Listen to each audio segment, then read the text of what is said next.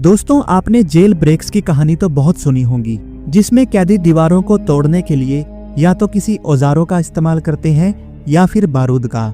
लेकिन क्या हो अगर मैं आपसे कहूं कि अमेरिका के इतिहास में एक ऐसा कैदी था जिसने जेल से भागने के लिए हथौड़े का नहीं बल्कि एक डाक पार्सल का इस्तेमाल किया।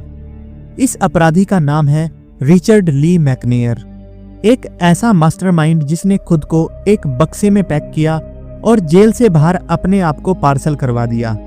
लेकिन ये कहानी सिर्फ प्लानिंग की नहीं है, ये कहानी है दिमाग और किस्मत के एक ऐसे खतरनाक संयोग की जिसने दुनिया की सबसे हाईटेक सिक्योरिटी को घुटनों पर ला दिया। आखिर एक 80 किलो का आदमी एक छोटे से बक्से में 5 घंटे तक बिना हिले कैसे जिंदा रहा? आइए डिकोड करते हैं इस घटना को। यह घटना 2006 की है। रिचर्ड लुइसियाना की पोलक यूएस जेल में उम्र कैद की सजा काट रहा था। रिचर्ड ने जेल प्रशासन का भरोसा जीता और जेल की फैक्ट्री में काम हासिल कर लिया, जहां फटे पुराने मेल बॉक्स रिपेयर किए जाते थे। रिचर्ड ने देखा कि रिपेयर होने के बाद इन थैलों को लकड़ी के पैलेट्स पर रखा जाता है, प्लास्टिक से सील किया जाता है और ट्रक में लादकर बाहर भेज दिया जाता है। यही वो पल था जब उसने सोचा कि अगर मैं इन थैलों के बीच में एक जगह बना लूं तो मैं भी पार्सल बनकर बाहर जा सकता हूं। रिचर्ड ने फैक्ट्री के अंदर कबाड़ और पुराने थैलों के ढेर के बीच एक सीक्रेट पॉड तैयार किया। ये जगह इतनी छोटी थी कि इंसान इसमें सिर्फ सिकुड़ कर बैठ सकता था। सबसे बड़ी समस्या थी ऑक्सीजन, क्योंकि पैलेट को प्लास्टिक से टाइट सील किया जाने वाला था।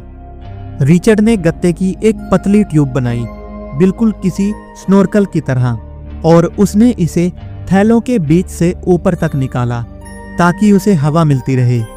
उसने ट्यूब को थैलों के रंग में रंग दिया ताकि वो कैमोफ्लाज हो जाए। अब क्योंकि अकेला आदमी खुद को बाहर से प्लास्टिक रैप नहीं कर सकता था, यहाँ उसे किस्मत की जरूरत थी। तारीख थी 5 अप्रैल। रिचर्ड लंच ब्रेक के दौरान चुपचाप उस खोखले बक्से में घुस गया। जब वर्कर्स वापस आए तो उन्हें पता ही नहीं चला कि थैलों के ढेर के बीच एक आदमी बैठा है। उन्होंने रूटीन काम समझकर मशीन से उस पूरे पैलेट को श्रिंक रैप से सील कर दिया, और रिचर्ड का सबसे मुश्किल काम अनजाने में उसके साथियों ने ही कर दिया। उस पार्सल को ट्रक में लोड किया गया। ट्रक गेट पर पहुंचा और ये एक हाईटेक सिक्योरिटी जेल थी। कायदे से यहाँ पर स्निफर डॉग्स को होना चाहिए था, लेकिन जांच में पता चला कि जेल का स्कैनर खराब था और स्निफर डॉग्स उस दिन छुट्टी पर थे, और बिना किसी चेकिंग के वो जिंदा पार्सल जेल से बाहर निकल गया। ट्रक जेल से बाहर एक गोदाम में जाकर रुका, लेकिन असली संघर्ष अब शुरू हुआ। बक्से के अंदर का तापमान 45 डिग्री तक पहुंच चुका था। रिचर्ड पसीने से नहाया हुआ था और डिहाइड्रेशन की वजह से वो बेहोश होने वाला था। जैसे ही ट्रक ड्राइवर लंच के लिए गया, रिचर्ड ने अपनी जेब से कटर निकाला। उसने प्लास्टिक को काटा और बाहर निकल आया। वो इतना कमजोर हो चुका था कि सीधा खड़ा भी नहीं हो पा रहा था, लेकिन उसके पास रुकने का वक्त नहीं था। वो गोदाम से निकला और पास के रेलवे ट्रैक की तरफ भाग गया। भागने के कुछ ही घंटों बाद एक पुलिस ऑफिसर ने उसे रेलवे ट्रैक पर रोक लिया। रिचर्ड के कपड़े गंदे थे, वो पसीने में था। किसी आम इंसान के लिए ये गेम ओवर होता, लेकिन रिचर्ड्स ने यहाँ अपना असली दिमाग दिखाया।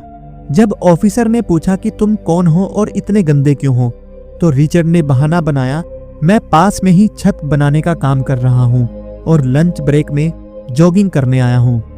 उसने रूफिंग का बहाना इसीलिए लगाया ताकि वो अपने धूल भरे कपड़ों और पसीनों को जस्टिफाई कर सके। उसने पुलिस वाले के साथ हंसी मजाक किया। ऑफिसर को लगा कि कोई मुजरिम इतना कॉन्फिडेंट नहीं हो सकता, और उसने रिचर्ड को जाने दिया। और ये पूरी घटना पुलिस के डैश कैम में रिकॉर्ड हो गई, जो आज भी वायरल है। उस एक झूठ की वजह से रिचर्ड अगले 1.5 साल तक आजाद रहा और कनाडा भाग गया। लेकिन आखिरकार 2007 में उसे एक चोरी की वैन के साथ पकड़ा गया। आज रिचर्ड अमेरिका की सबसे खतरनाक जेल एडीएक्स फ्लोरेंस में बंद है।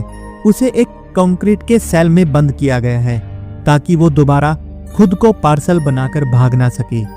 तो दोस्तों, आज के लिए बस इतना ही। आशा करता हूँ आपको आज की कहानी पसंद आई होगी। मैं आपसे फिर मिलूंगा एक नई कहानी के साथ। धन्यवाद।